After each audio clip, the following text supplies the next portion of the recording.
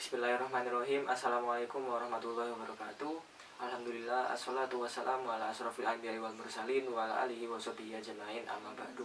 Di hari ini saya akan membahas sedikit tentang Ihsan. Ihsan merupakan suatu cabang tertinggi dari ukhuwah Islamiyah.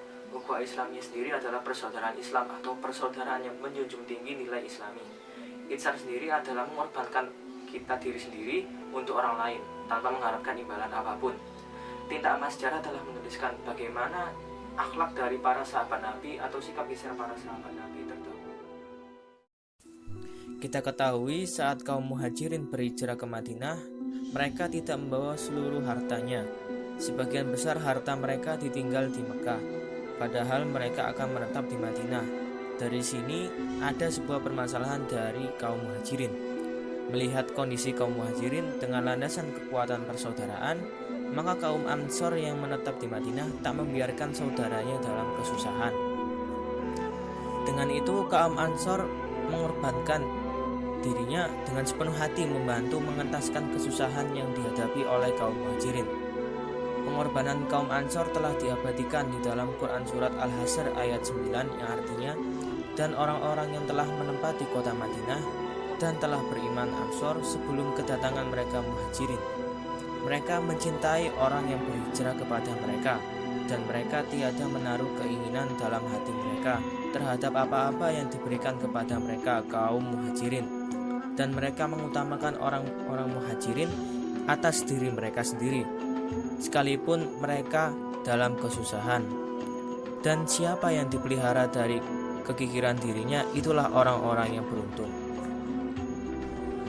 Yang kedua, ada kisah dari Perang Yarmuk. Perang Yarmuk adalah perang antar kaum muslimin yang dipimpin oleh Khalid bin Walid melawan pasukan Bizantium Romawi Timur. Perang ini insya Allah berlangsung selama 6 hari. Pada saat berlangsungnya perang, ada 3 mujahid pasukan pemberani yang mampu memicu semangat pasukan Islam saat genting dan terdesak. Ketiganya tidak lain adalah Ikrimah bin Abu Jahal, Al-Harits bin Hisham, dan Ayyasi bin Abi Rabi'ah. Mereka dengan gagah berani maju melawan pasukan Romawi sehingga meraih kemenangan gemilang, walaupun akhirnya mereka bertiga menderita banyak luka di sekujur tubuhnya. Pada saat itu ketiga mujahid itu menderita luka yang sangat parah dan tak berdaya.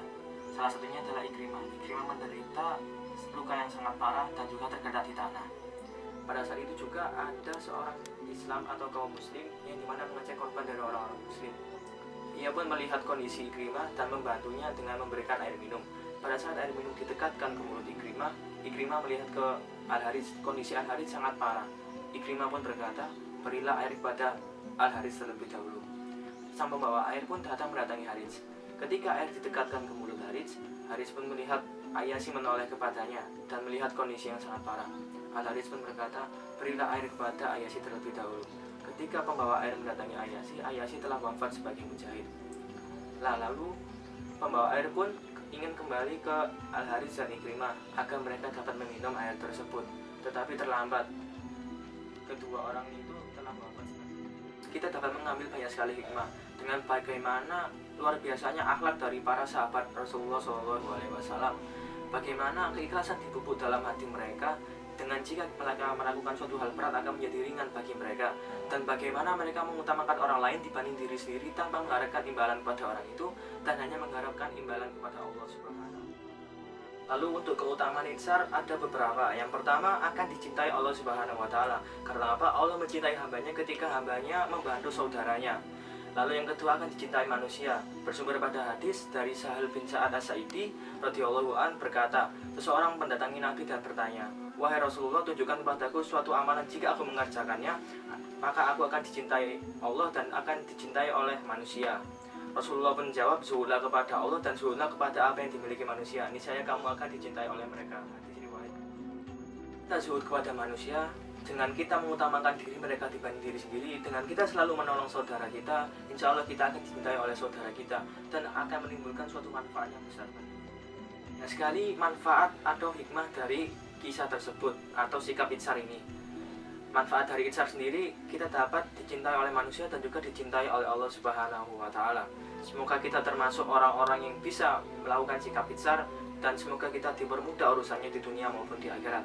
Sekian dari saya, jika ada salah kata mohon maaf. Wassalamualaikum warahmatullahi wabarakatuh.